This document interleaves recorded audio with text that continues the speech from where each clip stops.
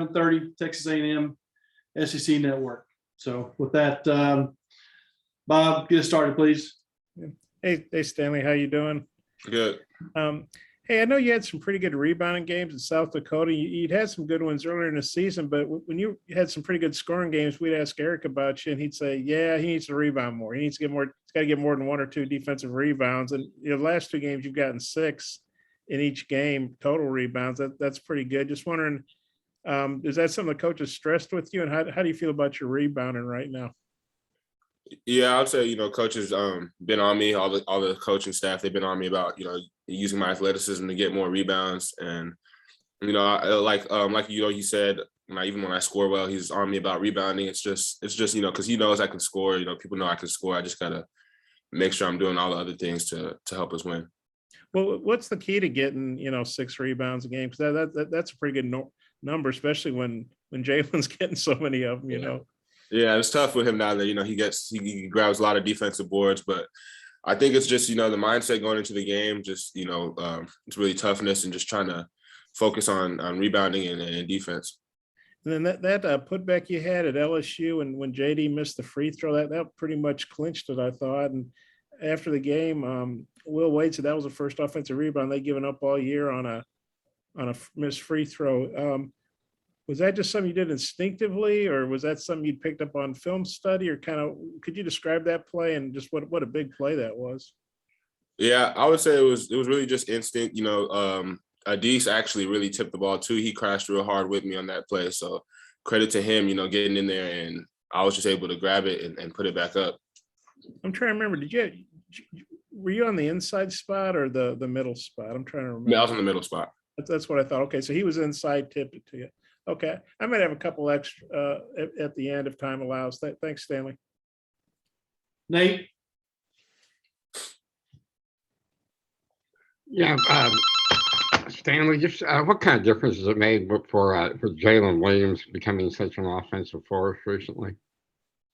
It's made a big difference for us. It gives us a lot more confidence and we're able to have a lot more options when he's clicking on offense like that. All summer long, before he had got a little injury, all summer he was really doing that. Like he was hitting threes, he was getting old boards, putting them back up. He was scoring really well in the summer, and I think the injury kind of slowed him down a bit. But he's starting to get in stride at a good time. And also, just what are your memories of A&M the first game? What do you feel that you all have to do that you didn't do in College Station? Well, take care of the ball for sure. That's probably the number one thing for us. Take care of the ball and, limit their second chance points, just rebound and make sure that we handle their pressure the right way. Thank you. Scotty? Yeah, Stan, what is something or some things that you've maybe learned about this team since the 0-3 start? I mean, just anything that has kind of led to the success or spearheaded it maybe? Well, I mean, we started off 0-3, but I don't think, as a collective, as a group, we weren't really, we knew that we were supposed to be better than what we were playing. So we weren't really panicked, but, we were disappointed in the results, but we just knew that we had to keep working with each other because, we got the talent that we need to make a big run and to string off some wins. But I think we were just focused on getting that first win and just taking it one game at a time is the biggest thing for us. How do you feel like you've grown as a defender throughout the season? Because right now you're on a pretty good run in SEC play of holding whoever you're guarding to some tough shooting nights. Yeah, I think it's just, like I said earlier, just a mindset going into the game. The coach has done a good job of making sure I'm focused on, rebounding and defense more than anything going into the game because, with my athletic ability and versatility on the defensive end, I can make an impact on that side of the ball. So I think it's just, going in with that mindset that I got to lock somebody up. Hutch? Hey, Stanley, I'm curious how you've seen JD Notae's game evolve throughout the season. It's, he's our point guard now. So I think he's done a good job over the last few games. I think we've seen how much we need him, against Mississippi State, against even last game when he got in some foul trouble. We had a couple tough stretches there, but he's evolved. He's one of the best players in the SEC, and he keeps getting better and proving that every night. And it feels like y'all just played Texas A&M. It's only been a couple of weeks. I mean, is there anything to playing a team so close together like that? And is there like a revenge factor for wanting to kind of right the loss that y'all had last time? I would say there's a good revenge factor in there. We still remember that game like it was, yesterday. So it was a tough one for us, and they were excited to win that game. So we're excited to play them here at home. Curtis? Hey, Stanley, last time you played these guys, they scored 86 points. I think they shot about 60% from the field in the second half. But since then, you guys have really been locking up defensively. Was that game a bit of a switch that was flipped? And then what have you made of the defense last 3 games?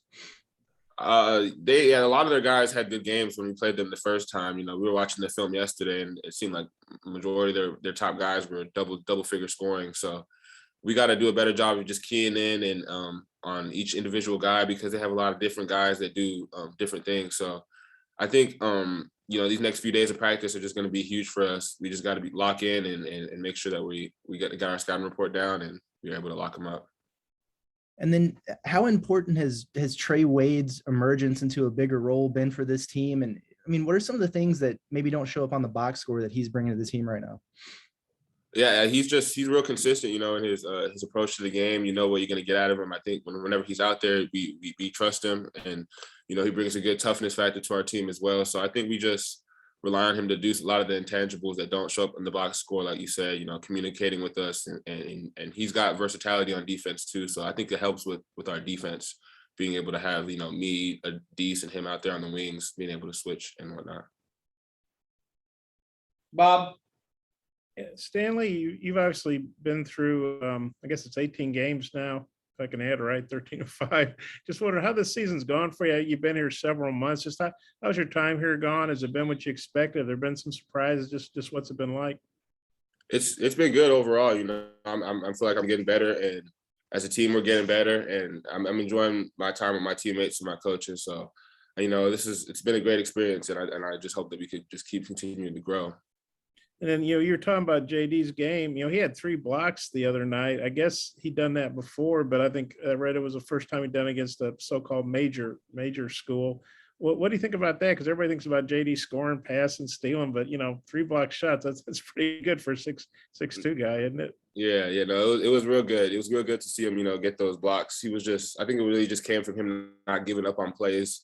And, we were all really locked in on that second half defensively. So I think just feeding off each other's energy, allowed him to, keep pursuing plays and getting those blocks. And then, the game down at A&M a couple weeks ago, you got off to a real good start. The team did, but then you got in foul trouble. I think you fouled out with about 14 minutes to play or just under that.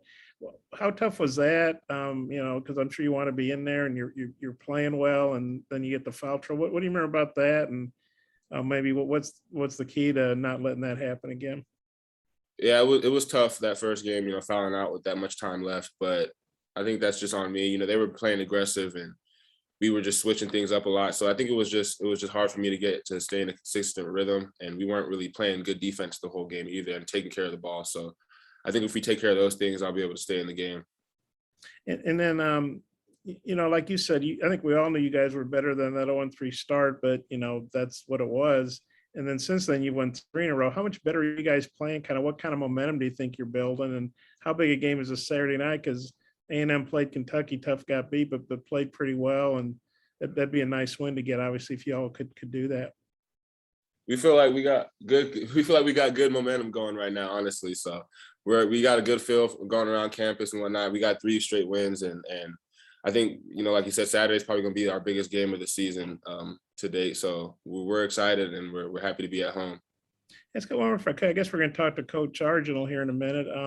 Just wondering what's it been like getting to know him. What do you think of him, and what does he add to the staff? He's a great coach. I love Gus. I love all the assistants. Really, they've been doing a good job of being consistent with us. Even when we were losing games, just making sure that we kept our spirits high and stuff like that. So I love Gus. Okay, thanks. Thanks. Thanks, Dan. Appreciate it. Yep.